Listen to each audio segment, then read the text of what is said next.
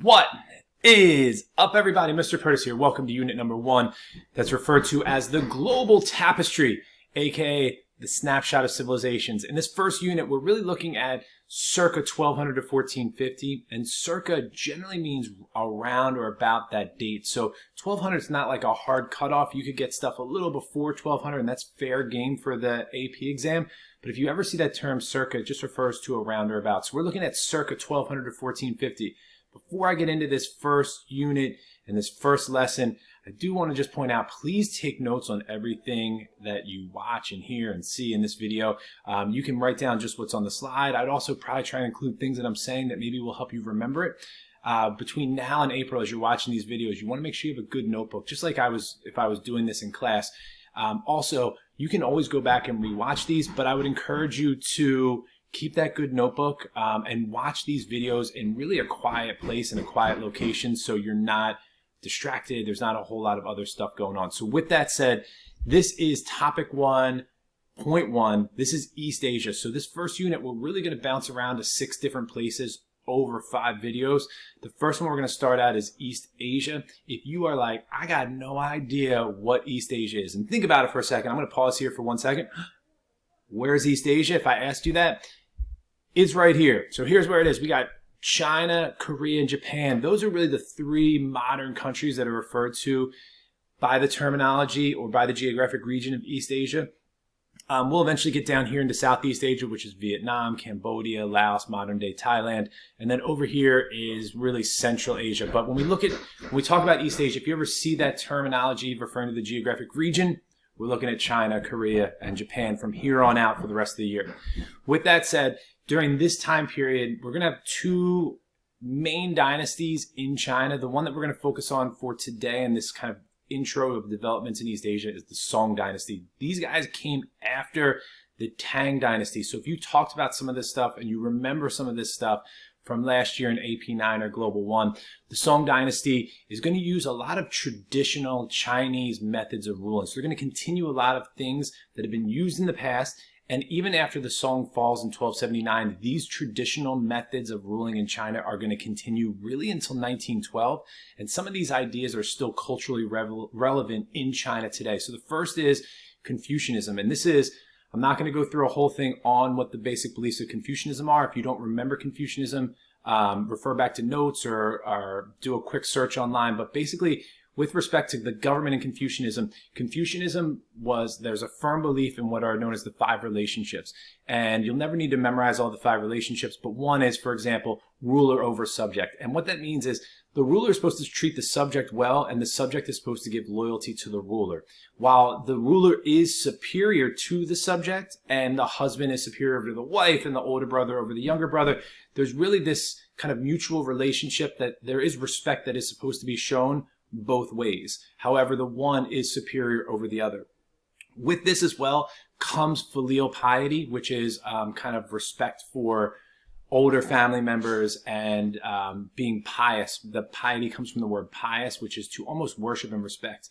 In Confucianism, the government is going to use this as really the basis for most of what they do. Now, here's the X factor and trick in this, and we'll get into this in a second. Confucianism is not really a religion. There's no specific worshiping in Confucianism. Confucius isn't seen as a god in Confucianism. So a lot of people in China who practice Confucianism and study Confucius's ideas are using that for government, for kind of day-to-day interaction with people, but they also generally have another belief system that they incorporate, that they worship at home. So it's kind of a lot. There was an old saying in China that you use Confucianism in the government, and then when you go home from the government, you may be a Buddhist or a Taoist, or you might kind of ancestor veneration or worshiping of ancestors. So I just want to point that out.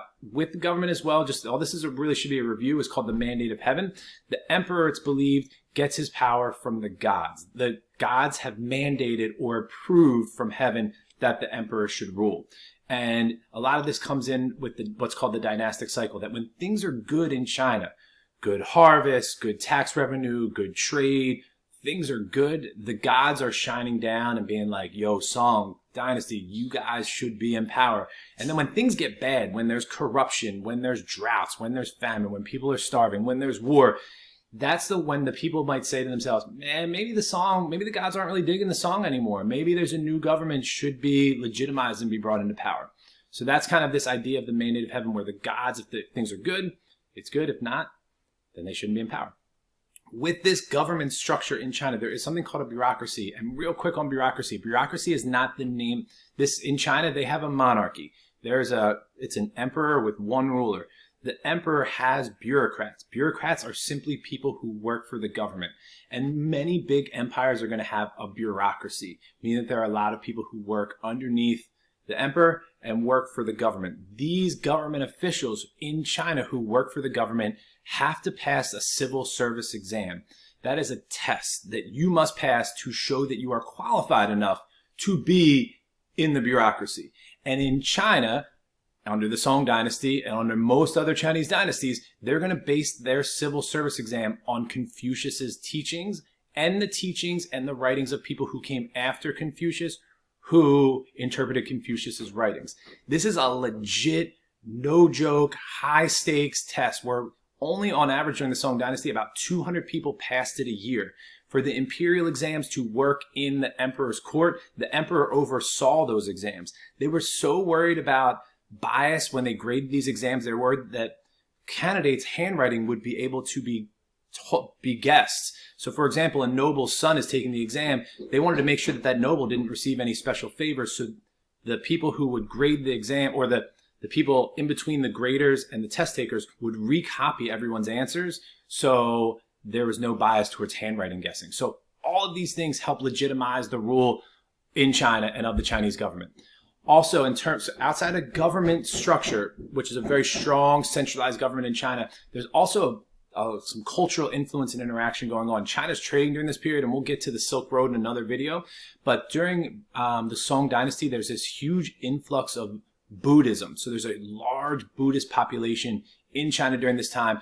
The estimates run up to about 400,000 Buddhist monks and nuns. These are not just practicing Buddhists. These are people who have committed to the monastic or monastery life of becoming Buddhist monks and nuns. So not getting married, not having kids, just practicing Buddhism. There's a lot of different branches of Buddhism. There's the Mahayana, the Theravada, which maybe you learned about last year, but we really don't need to get into for this video.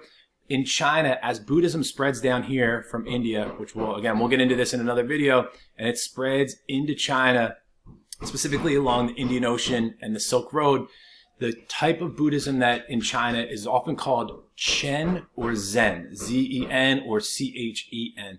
And in Chen Buddhism, the belief is that we are all Buddha. You watching this are Buddha. I'm Buddha. My wife's Buddha. My kids are Buddha. We all have Buddha kind of within us.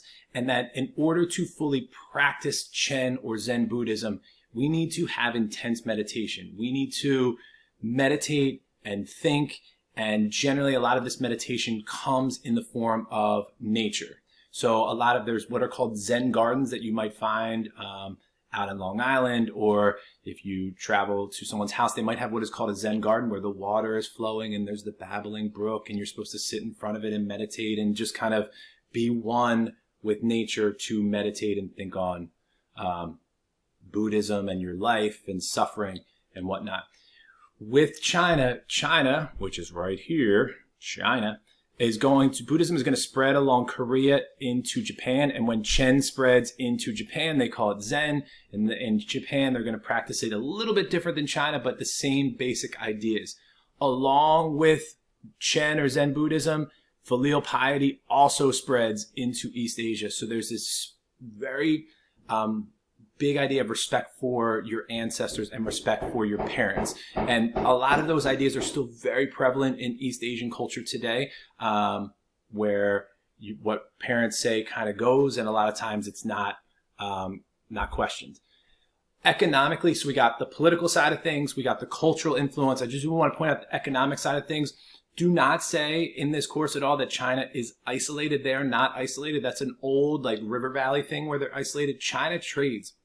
They control trade, they limit trade, but they are going to trade. And there are going to be some technological innovations that come from this trade within the Song Dynasty and outside of it. One is there's a new rice form that's going to be created. And you might be like, yo, Mr. Purse, why are you telling me about rice? Who cares about rice? Here's the deal with rice. The rice that's going to be used in the Song Dynasty is called the champa rice, and it comes from Vietnam. And if I come back here, all right, Vietnam is down here, and when the song expands into like towards Vietnam, they get their hands on this champa rice. Here's the deal with champa rice. It's amazing. Not the taste necessarily, but it grows twice a year. Not just once a year, twice a year. So you got 2 harvests of rice. And if your main diet and substance is rice and you've just doubled production based on this Vietnamese champa rice, you're going to have more people with food in their bellies. And when people have food in their bellies, they are happy. And when people are happy, they end up having more children. And when you have more children, because you can feed those children, because you are happy, because your children aren't dying of starvation,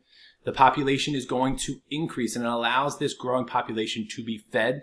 And it's good for the Song Dynasty because people aren't starving, which means the gods are looking down, which means the mandate of heaven is good, which means you can hire more Confucian civil servants, and all is well in the world. Also, we got porcelain. You might have fancy china at home. It's also known as just porcelain. They don't call it china, your fancy china in China. It's called china because it comes from China. So we got, this is going to be exported. This is an example of pottery or porcelain from the Song Dynasty. Also better steel and iron production. Steel is really good because your sword won't break. Your bridges won't collapse. It's a strong metal along with iron. So it allows you to build things for transportation as well as things to go around and go conquer people. Lastly, commercialized economy. Farmers are going to work for trade goods, not just food, meaning that farmers are going to trade products. It's not just going to be about the production of food for these farmers. And lastly, I just want to point out that workers in the song were usually free. There was not a serfdom. There was not a forced labor system in China. Most were free, and that's different than what we see in, for example, Europe, where feudalism exists, which is another video later on. And there are a lot of skilled craft workers. These would be people who just make porcelain for a living or just work on silk scarves or silk dresses, and they are called skilled craft workers. So with that, that's a quick overview of the Song Dynasty. 3 things: political systems or government structure. We got cultural influence. We got economic system. This is a quick snapshot. All these are going to be quick snapshots. This unit of Unit 1 is only 8 to 10% of the whole AP exam. So we're going to kind of go through this because it's review. As always, you got any questions, write it down. Let me know. We can talk about it. I'm out.